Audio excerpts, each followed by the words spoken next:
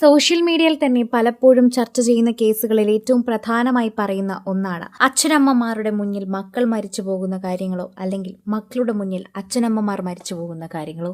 ഈ രണ്ട് കാര്യം എടുത്തു നോക്കിക്കഴിഞ്ഞാൽ അത് വളരെയധികം ദുഃഖമുണ്ടാകുന്നതാണ്. ഞങ്ങൾ ജീവിച്ചിരിക്കുമ്പോൾ ഞങ്ങളുടെ മക്കൾക്കൊന്നും പറ്റല്ലേ എന്ന് പ്രാർത്ഥിക്കുന്ന മാതാപിതാക്കളും ഞങ്ങളുടെ അച്ഛനമ്മമാർക്ക് ഞങ്ങൾ ജീവിച്ചിരിക്കുമ്പോൾ ഒന്നും പറ്റല്ലേ എന്ന് പ്രാർത്ഥിക്കുന്ന മക്കളുമാണ് നമുക്ക് ചുറ്റുമുള്ളത്. കിടപ്പുമുറിയിൽ പിന്നാലെ എത്തി കഴുത്തിൽ കിടന്ന ഷോള് വലിച്ചു മുറുക്കി ശ്വാസം മുട്ടിച്ച് മരിച്ചെന്ന് ഉറപ്പുവരുത്തിയതോടെ കാലിൽ വലിച്ചിഴിച്ച് ഹോളിലേക്ക് എത്തിച്ചു. തൂങ്ങി മരിച്ചതാണെന്ന് വരുത്തി തീർക്കാൻ തുണി വിരിക്കാൻ ഉപയോഗിച്ചിരുന്ന കനം കുറഞ്ഞ കയറ് മുകളിൽ ഹുക്കിൽ കട്ടി അതിൽ ഒരു ഭാഗം മുറിച്ചു മാറ്റി കഴുത്തിലും കെട്ടി. കണിയാപുരത്തെ വീടിനുള്ളിൽ യുവതിയെ കൊലപ്പെടുത്തിയ സംഭവത്തിൽ തെളിവെടുപ്പിനായി കൊണ്ടുവന്നപ്പോൾ പ്രതി Tirunelveli Ambasamudram Veliyam street house number 132 Rangan എന്ന രംഗുതുരൈ പോലീസിനോട് പറഞ്ഞത് ഇങ്ങനെയായിരുന്നു. അതിക്രൂരമായി തന്നെയാണ് അയാൾ അതിനെക്കുറിച്ച് പറഞ്ഞത്. അത് കേട്ടുകൊണ്ട് നിന്നിരുന്ന പോലീസുകാർക്ക് പോലും കൈമുരുട്ടേണ്ടി വന്നു. അത്രമാത്രം വേദനയായിരുന്നു ആ ഒരു വാർത്ത കണ്ടപ്പോൾ തന്നെ. എന്റെ അമ്മ എന്തിനാക്കുന്നത്? ഞങ്ങൾക്കിപ്പോൾ ആരുമില്ലാതായില്ലേ? നിങ്ങൾക്ക് സമാധാനമായില്ലേ? ഇനി നിങ്ങൾക്കിനി എന്തു വേണം? അലറിക്കരഞ്ഞുകൊണ്ടായിരുന്നു രംഗതുരയുടെ അടുത്തേക്ക് ഒരു കുട്ടി ഓടി വന്നത്. അത് മരിച്ച ഷാനുവിന്റെ മൂത്ത മകളാണ്. +1 പഠിക്കുന്ന അനന്യ. പോലീസ് തടഞ്ഞത് അനന്യയാണ്. തടയേണ്ടി വന്നു എന്നതാണ്.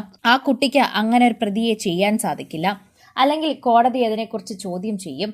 പോലീസുകാർക്ക് തടയണമെന്ന് ആഗ്രഹമില്ലായിരുന്നു. പക്ഷെ നിയമവശാൽ അത് സംഭവമല്ല. പെട്ടെന്ന് സ്ത്രീകളടക്കം ബന്ധുക്കളും നാട്ടുകാരും പ്രതിയെ കയ്യേറ്റം ചെയ്യാൻ ഓടിത്തുടങ്ങി.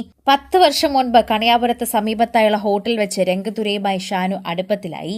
ഇടയ്ക്ക് പിരിഞ്ഞെങ്കിലും പിന്നീട് കണ്ടുമുട്ടിയവർ 3 മാസം മുമ്പ് കഠിനംകുളം ക്ഷേത്രത്തിൽ താലികെട്ടി. പക്ഷേ വിവാഹം രജിസ്റ്റർ ചെയ്തിരുന്നില്ല. പലവട്ടം ഷാനു ശ്രമിച്ചിരുന്നുവെങ്കിലും ഇതൊഴിവാക്കി. തമിഴ്നാട്ടിൽ മറ്റൊരു വിവാഹം കഴിക്കാനുള്ള ശ്രമവും തുടങ്ങിയിരുന്നു.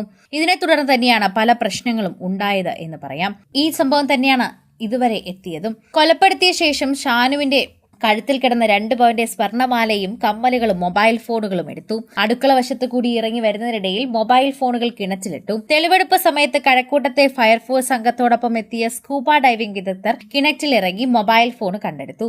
3 മാസം മുൻപ് ക്ഷേത്രത്തിൽ വെച്ച് താലി കെട്ടിയെങ്കിലും വിവാഹം രജിസ്റ്റർ ചെയ്യാൻ തുടരെ നിർബന്ധിച്ചതാണ് കൊലപാതകത്തിലേക്ക് നയിച്ചതെന്ന് പറയുന്നു. സ്വർണ്ണാഭരണങ്ങളെ സംബന്ധിച്ചുള്ള വിവരങ്ങൾ ശേഖരിച്ചു വരുന്നതായും ആറ്റിങ്ങൽ ഡിവൈഎസ്പി മഞ്ജുലാൽ പറയുന്നുണ്ടായിരുന്നു.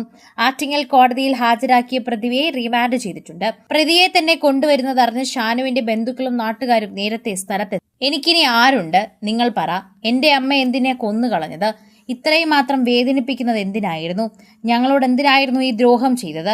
ഇങ്ങനെ തുടങ്ങിയുള്ള ചോദ്യങ്ങൾ തന്നെയായിരുന്നു ആ കുട്ടി ഷാനുവിന്റെ മകൾ ഇപ്പോൾ ദുരയോട് ചോദിച്ചത്. ഇതെല്ലാം തന്നെ എല്ലാവർക്കും വേദനയായി മാറുന്നു.